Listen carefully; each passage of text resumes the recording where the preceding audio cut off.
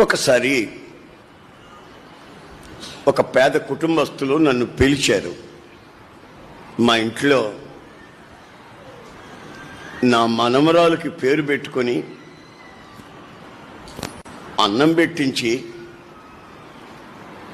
ప్రార్థన చేసి వెళ్ళమని నన్ను అడిగారు. నాకు అంత ఖాళీ ఉందండి. ఇంచుమించు ప్రపంచమంతా తిరిగేవాడిని, దేశమంతా తిరుగుతుంటాను రాత్రి మగళ్ళు. ఈ పేర్లు పెట్టడం, నోట్లో అన్నం పెట్టడం అంతవరకు నాకు ఖాళీ ఉందండి. నేను రాలేను, అక్కకి చెప్పండి అన్నా. అక్కడికి చెప్తే అక్క ఎవరినో పంపిస్తాను అనింది.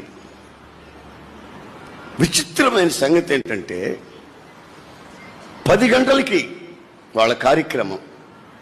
బంధువులంతా పిలుచుకున్నారు. బంధువులకి ఏసన్నను చూపిస్తామని, ఏసయ్యను కాదు,